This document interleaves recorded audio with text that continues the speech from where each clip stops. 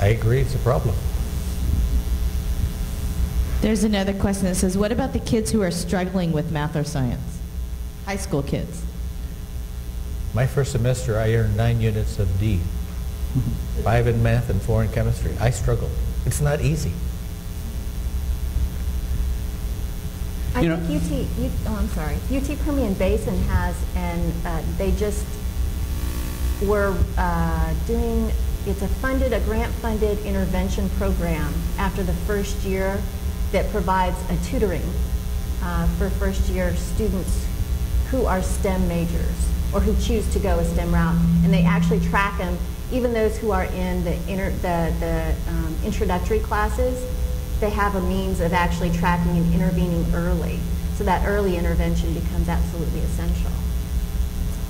I think it's also a good opportunity to introduce programs like a MESA program or an Upward Bound program, or in California we have La Puente program. You know, it gives those students additional support outside of the regular school day. I think it's also another good opportunity to introduce more mathematics like in after-school settings, because you know after-school programs are going to have a higher presence. Here in Texas you actually have the CEDO Center located at the Dana Center in Austin, and you might want to go visit that website because they are looking closely at different after-school programs that can benefit the kids, K through 12. So you might want to visit that site as well.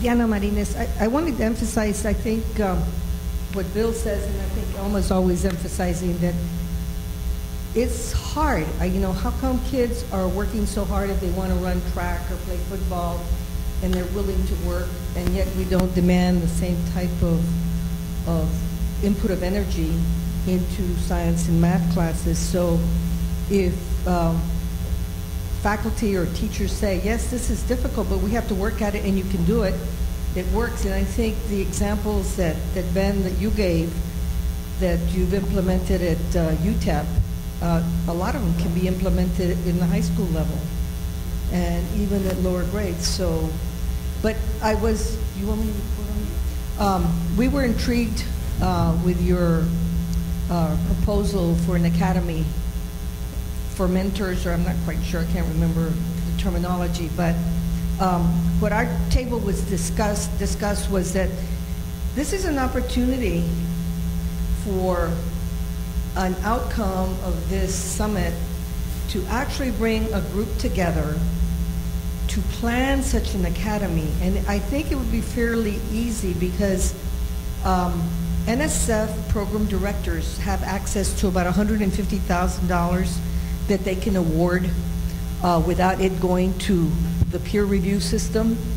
And if someone puts in a mini grant, say of $30,000 or $40,000 to convene a group of people in Texas, and our suggestion, we even went and developed part of it, that in order to do this, maybe UTEP, because you all had all that money, and remember, UTEP has every grant NSF ever has given. That's not true. Es verdad, es verdad. You and Puerto Rico, so let's not lie. But the point but the point is that you have to be very calculating here. The people that are going to take the leadership have to be known by NSF and have to have a track record in carrying out these programs. It's not who wants to go as a PI. It's who is going to get the money. So we could get the two systems at least, the NM system and the UT system, to go in this together at the same level. Don't bring in the presidentes or the provosts. Do this faculty to faculty and get your group together before you even get the system, because right away they'll put a squash on it. I mean, one could bring in Rice. Richard Tapia comes to mind in terms of having the credibility with NSF to come and convene and actually plan this academy and then go for a bigger grant. So you go for a planning grant and then some money to be able to put the grant together and write it. And we developed some criteria based on some of my experiences, some minor detail. is that you make sure that your PI group is representative, and it includes people from the two systems, males, females. You have some K-12 and some community college involvement. That money does not go to the universities, money goes to whoever does the work. And because otherwise, you know, you ask for $1 million and you get so much and you get so much and you get so much and nada pasa. And so anyway, we just suggested a development of a concept that maybe could be an outcome. And you could bring people from out of state to help facilitate, because I think some of the stuff that Bill has done has worked. Some of the stuff Elma did at UCLA works in terms of mentoring and how you work with students. And you could mentor at the graduate level, you could mentor at the undergraduate level. I mean, it's open to how it can be defined. But anyway, that was the idea from this table. And you going to add something more? Well, you know me, I have to plug in the colleges of education, because it's, you know, one of the things that we try to do, and Maria Kaler, raise your hand, Maria, through the ATE Cube that we have, it's equity, excellence, and entrepreneurship.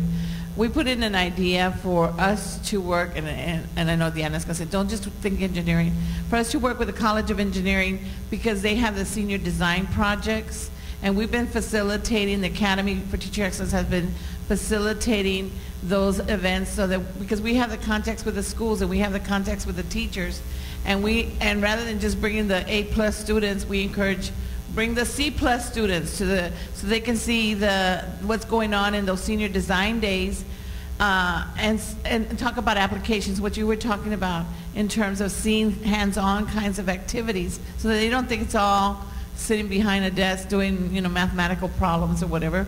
They do need to know those as well.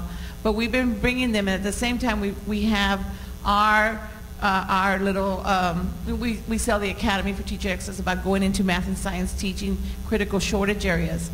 But one of the things we have wanted to do, and Maria has been working with some faculty in architecture and engineering, is, for example, teachers, especially in special ed, kids need assistive technology devices. Well, the teacher and the teacher candidates have the knowledge and the experience of the kinds of things that kids need in terms of to help them, assist them to learn better. The engineering guys, or the engineering kids, know how to put things together. And I keep saying we could form these little dyad teams where the engineering undergraduates and the teacher candidates working together as a team to create something to help kids that need assistive learning devices. That would be a great product, because it would engage that engineering student and with kids as a role model in the elementary, create that pipeline and that interest in science, and at the same time increase the knowledge level of the teacher candidate in terms of science. So those were just some of the